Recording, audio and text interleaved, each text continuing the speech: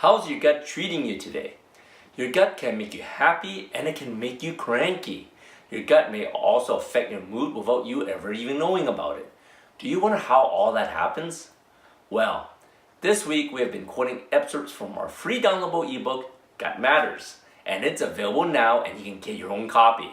We already talked about the gut-brain connection, how your gut and your brain talks and replies to each other, and that's how your gut can also affect your mood. We also talked about microbiomes and how it heavily impacts your overall health. Today, we'll tell you more about gut problems. You want to stay with us because we're going to tell you the 6 factors that influences inflammation in your body, and inflammation is pretty much the culprit of almost all chronic diseases. Hi, we're the Foolish Couple. I'm Andy, and this is Minna. We believe that healthy relationships start with health, and our goal is to help people achieve true health and healthy relationships through nutrition, exercises, mindset, and lifestyle. So let's talk about the 6 factors that influences inflammation in our bodies. We can't talk about inflammation inside our bodies without first talking about our diet. Specifically, the standard American diet, or the SAD diet for short. The SAD diet looks pretty much like this. It's high in unhealthy fats, it is low in fiber, high in processed foods, high in simple carbohydrates like rice, flour, pasta, pizza. It is low in plant-based foods. Now, when we eat a diet like the standard American diet every day, our body is constantly in fight or flight mode, causing tremendous inflammation in our bodies.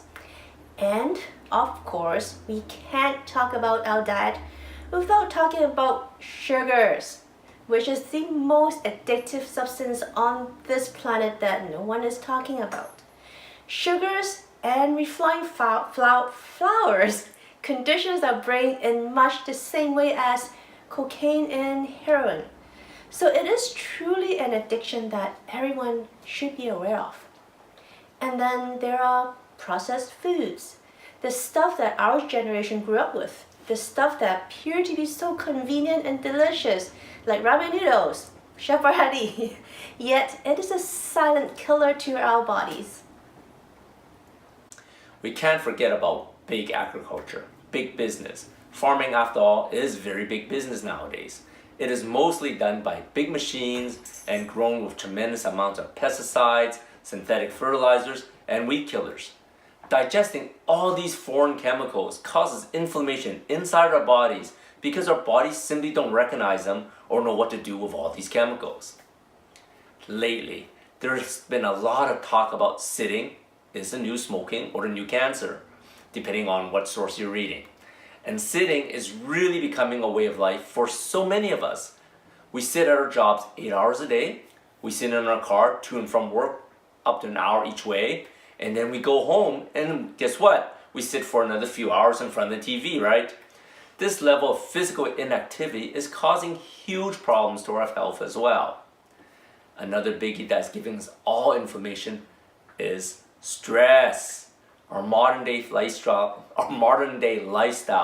causes a lot of stress and has some negative effects to our microbiome, which you all know by now is a community of good microbes that is working together to keep our bodily systems healthy. So when we get stressed, our microbiomes go nuts and out of control, out of balance, and becomes problematic. We're sitting right now. I know. Okay, so let's talk about gut problems without talking about leaky gut. What is leaky gut? Leaky gut is also called intestinal permeability, which is basically damage to the intestinal lining. And antibiotics, processed foods, chronic inflammation, or alcohol can cause this. So when your intestinal lining is impaired, it cannot do its job of filtering nutrients and other biological substances. The result is that undigested foods and waste products would also go into your bloodstream. And that causes a lot of pain, anxiety, food sensitivity, fatigue, brain fog, and muscle and joint pain.